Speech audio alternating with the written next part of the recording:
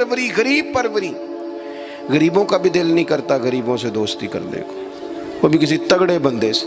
غریب 3-4 غریب مل کے ایک غریب کی مدد کرنے شروع کرے نا تھوڑی تھوڑی، تو ہمیں وزیروں، مشیروں، ایم پی، ایم این اے کی ضرورت ہی نہ رہے. امام حسین گزر رہے تھے. امام زین العابدین فرماتے ہیں کچھ لوگ زمین پہ بیٹھ کے روٹی کھا رہے تھے، تو انہوں نے امام صاحب سے کہا حضور آ جائیں. تو امام صاحب گھوڑے سے اترے، زمین پہ بیٹھ گئے، اور جب ان کے ساتھ روٹی کھائی تھوڑی سی، امام علی مقام اٹھنے لگے تو کہنے لگے حضور اور کھائیں. فرمانے لگے قسم بخدا ابھی کھا کے آیا تھا، اور کبھی روٹی کھا کے میں نے فوری طور پہ دوبارہ نہیں کھایا. بیٹھ اس لیے گیا ہوں کہ تمہارا دل نہ ٹوٹ جائے. دل بدستاور کے حج اکبر است. عزیز دوستو، غریب پروری، بہادری، اور سب سے بڑی بات یہ کہ قناعت پسندی، تھوڑے پہ گزارا. یہ جو ہم روز دکھ سناتے ہیں نا اپنے بیٹوں کے، بیٹیوں کے، پریشانیاں، آزمائیاں ہم نے طاری کر لی ہیں. میں اکثر کہتا ہوں کسی کی بیٹی اتنا کام نہیں کرتی اس کے ہاتھوں پہ چھالے پڑ جائیں، لیکن حضور کی بیٹی کرتی ہے. محبوب کی شہزادی یہ کام کرتی ہے کہ ہاتھوں پہ چھالے پڑ جائیں. نبی پاک صلی اللہ تعالیٰ علیہ وسلم کی شہزادی یہ کام کرتی تھی، ڈیوٹی کرتی تھی ذمہ داری سے. اور کنز المال میں وہ چمکتے دمکتے لفظ حدیث کے موجود ہیں کہ اونٹ کے بالوں کی بنی ہوئی چادر اوڑھ کے سیدہ فاطمہ چکی پیس رہی. محبوب نے دیکھا، آنکھوں میں آنسو بھی آئے. پتہ فرمایا کیا؟ فرمایا فاطمہ بیٹا دنیا میں تھوڑی سی تکلیف برداشت کر، آخرت کی ساری عزتیں اللہ تجھے ہی عطا فرمائے گا. اپنے گھروں کے اندر یہ خوبصورت ماحول لائیں. اور پھر سب سے بڑی بات یہ تھی کہ ان کا جو رشتہ تھا نا مصلی کے ساتھ. سبحان اللہ. یہ اذان کس کی ہے؟ اذان ایک کا ہی جواب دینا ضروری ہوتا ہے جی. زیادہ اذانیں ہو رہی ہیں نا تو ایک کا ہی جواب دیا جاتا ہے. آپ توجہ کریں میری بات پر. عزیز دوستو، نبی پاک صلی اللہ علیہ وسلم بڑی تگڑی ہے. او جناب وہ آج کل جو ہمارے نقیبے محفل ہوتے ہیں نا وہ تو کوئی صلی اللہ تعالی علیہ وسلم. ہمارے جو محفل کے اسٹیج سیکٹری ہوتے ہیں وہ تو کوئی 3-4 منٹ لگاتے ہیں جنت میں بھیجنے میں، پر نعت خواں تو 1.5 منٹ ہی لگاتا ہے. اندر تسی جلسہ کراؤ تو جنت تہاڈی.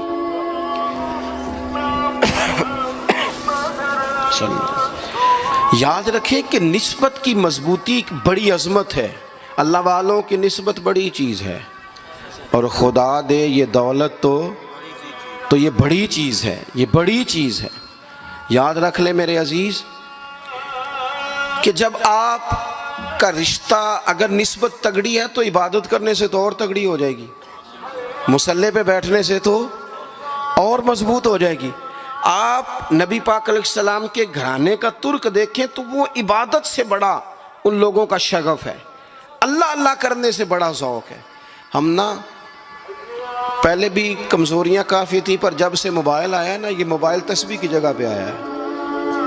ہاتھوں میں تسبیح ہوتی تھی جہاں موبائل آئے. مصلی کی عبادت، ریاضت کمزور کر لی ہم نے. رسول پاک صلی اللہ علیہ وسلم کا اپنا طریقہ یہ تھا کہ حضرت عائشہ صدیقہ رضی اللہ تعالیٰ عنہ فرماتی ہیں کہ حضور نے ساری رات نماز پڑھی اور قدم شریف میں ورم آ گیا. کبھی آیا ہمارے پہ پیروں میں ورم عبادت کر کے؟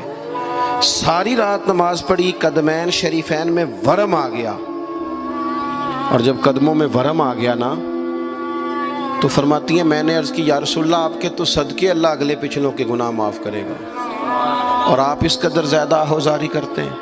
تو نبی پاک علیہ السلام نے فرمایا عائشہ تم نے کہا ہے نا اللہ میرے اوپر بڑا مہربان ہے، اللہ بڑا کریم ہے، اس نے مجھے رسولوں کا امام بنایا ہے، اپنا محبوب بنایا. تم ہی کہہ رہی ہو نا یا رسول اللہ؟ ہاں.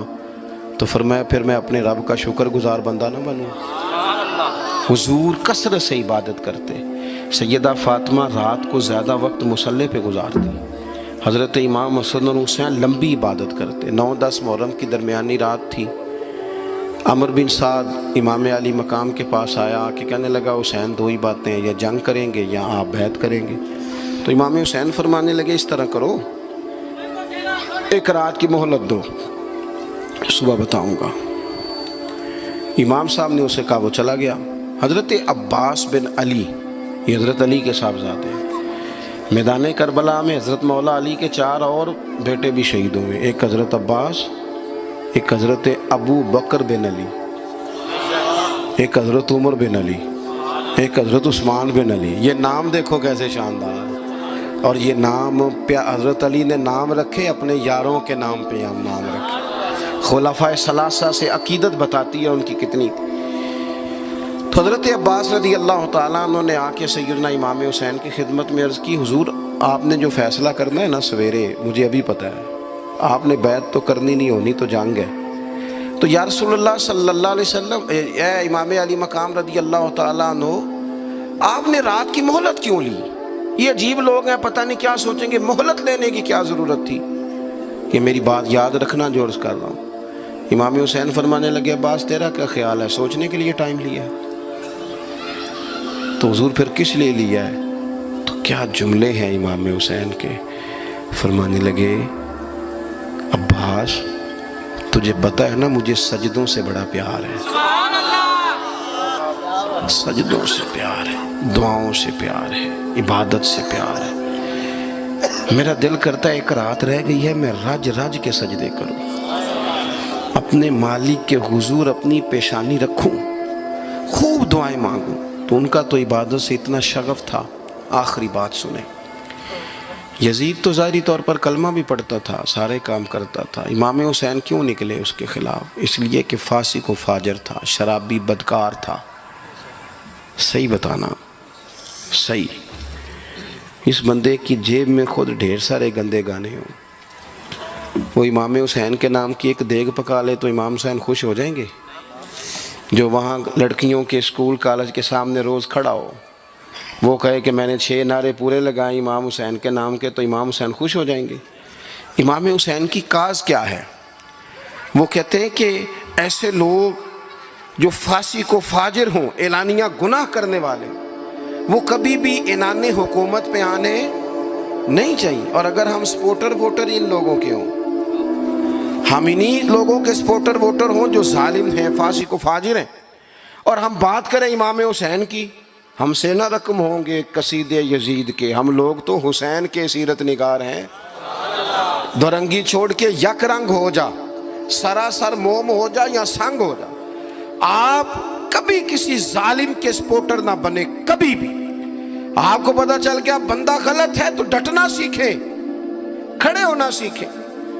وَلَا تَحْسَبَنَّ اللَّهَ غَافِلًا عَمَّا يَعْمَلُ الظَّالِمُونَ، اللہ ظالموں کے کاموں سے بے خبر نہیں ہے. کبھی کسی ظالم کی سپورٹ نہ کریں، کبھی بھی. میرے نبی پاک علیہ السلام نے فرمایا، جس نے زمین کی ایک بالشت پر ظلم کیا نا، اللہ 7 زمینوں کا طوق بنا کے قیامت کے دن اس کے گلے میں ڈال دے گا. کبھی کسی ظالم کے ساتھ کھڑے نہ ہونا، کبھی بھی، ایک منٹ کے لیے. وہ ایک دفعہ ایران کا ایک بادشاہ تھا، تو اس نے سوچا کہ میں اپنے بیٹے کو نا گھوڑ سواری سکھا لی ہے، تیر اندازی سکھائی ہے، تو میں نا اسے دین بھی پڑھاؤں. اس نے ایک بزرگ عالم کا انتخاب کیا کہ میرے بیٹے کو آپ نا کتاب و سنت پڑھائیں. تو بچہ ایک زمانہ استاد کے پاس کئی سال جاتا رہا. جب اس کی تعلیم مکمل ہو گئی نا، تو ایک دن فارغ ہو گیا. جس طرح ہمارے ہاں چلیں آمین ہوتی ہے یا دستار ہوتی ہے، بچے کی تکمیل ہو گئی. ایک دن ویسے ہی استاد صاحب نے گھر بلایا، کہا پتر میرے پاس آؤ. بچہ چلا گیا تو استاد صاحب نے اندر سے کنڈی لگا لی اور بچے کو کافی سارے تھپڑ مارے، کھینچا، زد و کوب کیا، مارا. بچے نے گھر آ کے والد کو شکایت لگائی تو والد کہنے لگے، پتر تیرے استاد عالم فاضل بندے ہیں، ایسے بلا وجہ مارا، میری سمجھ میں نہیں آتا.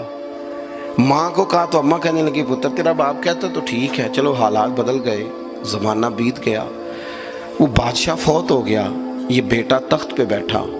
اب وہ درد نہیں جاتا تھا اندر سے کہ استاد نے زیادتی کی میرے ساتھ. اس نے پہلا حکم یہ جاری کیا کہ میرے استاد کو بلاؤ. استاد بڑے بوڑھے ہو گئے تھے، ضعیف تھے، چھڑی پہ جھکے ہوئے. 2 بندے لے کے آئے، استاد جی کو کھڑا کیا، استقبال کیا، کرسی بھی دی. کہنے لگا، استاد جی ناراض نہ ہونا، میں بے اختیار تھا، آپ سے پوچھ نہیں سکا، آج میں نے پوچھنے کے لیے بلایا ہے، میرا قصور کیا تھا؟ استاد صاحب نے یوں آنکھیں کھولی، کہنے لگے، پتر یہ جو آج دن آیا نا، اسی دن کے لیے مارا تھا. یہ جو آج دن آیا ہے نا، اسی دن کے لیے تیری پٹائی کی تھی. کہا، استاد جی کیوں؟ کہنے لگے پتر کتنے کو سال ہو گئے مار کھائی کو؟ کہا کو 13-14 سال ہو گئے، بھولی تو نہیں نہ زیادتی؟ کہا جی بھولی نہیں۔ فرمانے لگے اس لیے تجھے مارا تھا کہ ایک نہ ایک دن تو نے باپ کی جگہ پہ بیٹھنا ہے، پتر خیال رکھنا اگر میں نے تیرے ساتھ کوئی زیادتی کی تھی تجھے 14 سال نہیں بھولی تو بھی کسی کے ساتھ نہ کر بیٹھنا، اسے قیامت تک نہیں بھولے گی، اور ایک عدالت صبح قیامت بھی لگے گی، پھر وہاں جواب دینا ہے ثم لتسألن یومئذ عن النعیم۔ جو تمہیں اقتدار کی نعمت ملی ہے اس کا خیال رکھنا، اللہ تعالیٰ حساب لے گا۔